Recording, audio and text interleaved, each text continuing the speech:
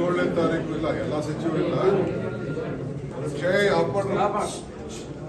17ನೇ ತಾರೀಕು ಕೇಂದ್ರ ಸರ್ಕಾರದ ವಿಧಾನ, ಕೇಂದ್ರ ಸರ್ಕಾರದ ಬೆಲೆ ಏರಿಕೆಯಿಂದ ಎಲ್ಲ ಕಡೆ ಬೆಲೆ ಏರಿಕೆಗಳು ಜಾಸ್ತಿ ಆಗಿದೆ.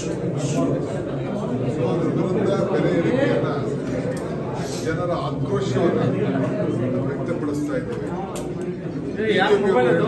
ನೀವು ಬೋರ್ಡನ್ನು ಚೇಂಜ್ ಮಾಡಿಕೊಡಿ, ಬೋರ್ಡನ್ನು ಬಿಜೆಪಿ ಸರ್ಕಾರದ ವಿರುದ್ಧ ನಮ್ಮ ಜನಾಕ್ರೋಶ ಅಂತೇಳಿ ಬೋರ್ಡ್ ಬದಲಾವಣೆ ಮಾಡ್ತೀವಿ ಅಂತೇಳಿ ನಾನು ಅಶೋಕ್ಗೆ ಮತ್ತು ಪಕ್ಷದ ಅಧ್ಯಕ್ಷರು ವಿಜೇಂದ್ರ ಅವರಿಗೆ ಮನವಿ ಮಾಡ್ತಾ ಇದ್ದೀನಿ.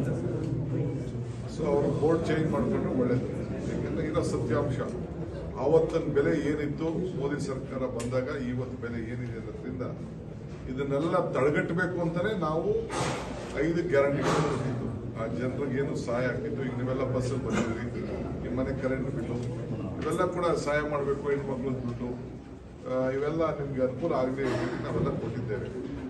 ಸೊ ಅದಕ್ಕೋಸ್ಕರನೇ ಈ ಬೆಲೆ ಏರಿಕೆಯಿಂದಲೇ ನಾವು ಈ 5 ಗ್ಯಾರಂಟಿಗಳನ್ನ ಈ ರಾಜ್ಯಕ್ಕೆ ಜನರಿಗೆ ತಿಳಿಸಲಿಕ್ಕೆ ಮತ್ತು ಏನು ನಿಮಗೆ ಕೇಂದ್ರ ಸರ್ಕಾರದ ಎಲ್ಲ ಪದಾರ್ಥಗಳನ್ನ ಬೆಲೆ ಏರಿಕೆ ಆಗಲಿಕ್ಕೆ ಕಾರಣ ಅನ್ನೋದನ್ನ ಮನವರಿಕೆ ಮಾಡಲು ಆ ದೃಷ್ಟಿಯಲ್ಲಿ ಎಲ್ಲ ಮೀಟಿಂಗ್ ಮಾಡಿದ್ದೇವೆ. ಮಿನಿಸ್ಟರ್ಗಳಿಗೆ ನಾವು ಪ್ರತಿ ಜಿಲ್ಲೆನೂ ಹಮ್ಮಿಕೊಳ್ತೀವಿ. ನೆಕ್ಸ್ಟ್ ಈಗ ರಾಜ್ಯ ಮಟ್ಟದಲ್ಲಿ ಒಂದು ಕಾರ್ಯಕ್ರಮ ಫ್ರೀಡಂ ಪಾರ್ಕಲ್ಲಿ 12ನೇ ತಾರೀಕು ಇಟ್ಕೊಂಡಿದ್ದೀವಿ. 10 ಗಂಟೆ 10 ಗಂಟೆಗೆ ಪ್ರಾರಂಭ ಮಾಡ್ತೀವಿ. ಸೊ ಆ ದೃಷ್ಟಿಯಿಂದ ಎಲ್ಲರೂ ಕೂಡ ಸುತ್ತಮುತ್ತ ಜಿಲ್ಲೆಯವರಿಗೆ ಕಾರ್ಯಕರ್ತರಿಗೆ ಹೇಳಿದ್ದೇವೆ. ಪ್ರೊಟೆಸ್ಟ್ ಮಾಡಿದ್ದಾರೆ, ಚೆನ್ನಾಗಿ ಮಾಡ್ತಾ ಇದ್ದಾರೆ. ಅವ್ರು ಹೇಳ್ತಾರೆ ಸಾಕಪ್ಪ ಸಾಕು ಕಾಂಗ್ರೆಸ್ ಸರ್ಕಾರ ಅಂತ ಅವರು ಹೋರಾಟ ಮಾಡ್ತಾರೆ. ಕುಮಾರಸ್ವಾಮಿ ಅವರು ಭಾಗವಹಿಸಿದ್ರು ಸರ್. ಪ್ರಜಾಪ್ರಭುತ್ವ ವ್ಯವಸ್ಥೆಯಲ್ಲಿ ನಾನು ಅವ್ರನ್ನ ಬೇಡ ಈಗ ಅವ್ರಿಗೂ ಹೇಳ್ತಾ ಇದ್ದೀನಿ. ನಾನು ಬಿಜೆಪಿ ಸರ್ಕಾರ ಸಾಕಪ್ಪ ಸಾಕು ಬಿಜೆಪಿ ಸರ್ಕಾರ ಅಂತ ಅವ್ರು ಪ್ರತಿಭಟನೆ ಮಾಡಬೇಕು. ಯಾಕೆಂದ್ರೆ ಬೆಲೆ ಏರಿಕೆ ಯಾರಿಂದಾಯ್ತು? ಈಗ ಪೆಟ್ರೋಲ್ ಬೆಲೆ ಡೀಸೆಲ್ ಬೆಲೆ ನಮ್ಗೆ ಹೇಳ್ತಾರಲ್ಲ, ಅವ್ರು ಪ್ರಾರಂಭ ಮಾಡಿದ ತಕ್ಷಣ ಅವ್ರು ಮಾಡಲಿಲ್ವಾ? ಅದನ್ನ ಅವ್ರು ಹೇಳ್ಕೋಬೇಕು. ಅವರು ಸಾಕಪ್ಪ ಸಾಕು ಬಿಜೆಪಿ ಸರ್ಕಾರ ಅಂತ ಬೋರ್ಡ್ ಹಾಕ್ತಿದ್ರು.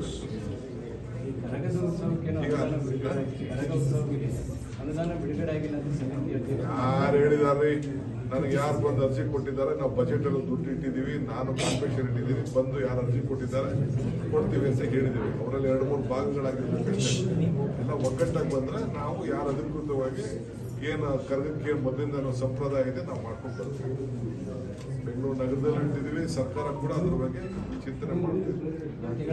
ಮತ್ತೆ ಯಾಕೆ ಬಂದು ಕರೋರು ನಮ್ಮನ್ನ? ನಮ್ಗೆ ಕರೆದವ್ರಲ್ಲ ಬನ್ನಿ ನೀವು ಅಂತ ನೋಡ್ಕೊಂಡು ಹೋಗ್ತಾ ಇರ್ತೀವಿ. ನಾವೇನು ಸಹಕಾರ ಮಾಡಬೇಕು ಕರ್ಗಕ್ಕೆ ಮೊದಲಿಂದ ಕೊಡ್ಕೊಡ್ತೀವಿ. ಗಣತಿ ವರದಿದೆ ಸರ್, ಮುಂದಿನ ವಾರ ನಮ್ಮ ನಿಲುವು ಏನು ಸರ್? ಹಿಂದೆ ಒಕ್ಕಲಿಗರ ಸಂಘದ ನಿರ್ಣಯ ತಗೊಂಡು ವಿರೋಧಿಸಿದಂತ ನಿರ್ಣಯ, ಈಗ ತಮ್ಮ ನಿಲುವು ಏನು? ನಮ್ಮ ಪಕ್ಷ ಇದು ಸೆನ್ಸಸ್ ಅಲ್ಲ. ಹೇಳಿ, this is not a census, socio economics. ನಮ್ಮ ಪಕ್ಷದ ನಿಲುವು ಕೇಂದ್ರ ಸರ್ಕಾರದ ನಿಲುವು ಎಲ್ಲರಿಗೂ ಸರ್ವರಿಗೂ ಸಮಪಾಡು ಸಮಪಾಡು, ಇದು ನಮ್ಮ ಪಕ್ಷದ ನಿಲುವು. ನಾವು ನೋಡ್ತೀವಿ. ಇನ್ನ ಮುಖ್ಯಮಂತ್ರಿನೂ ನೋಡಿಲ್ಲ, ನಾನು ನೋಡಿಲ್ಲ. ಇವತ್ತು ಕಳ್ಸ್ಕೊಡ್ತಾ ಇದ್ದಾರೆ, ಕಾಫಿನ ಕಳ್ಸ್ಕೊಡ್ತಾ ಇದ್ದಾರೆ. ನೋಡ್ತೀವಿ. ಏನಾರು ಹೆಚ್ಚು ಕಮ್ಮಿ ಇದ್ರು ಕೂಡ ನಾವೆಲ್ಲ ಕೂತ್ಕೊಂಡು ಚರ್ಚೆ ಮಾಡಿ ಎಲ್ಲ ಸರಿ ಮಾಡೋ ಕೆಲಸ ನಾವು ಮಾಡ್ತೀವಿ. ವಿಶ್ವಾಸ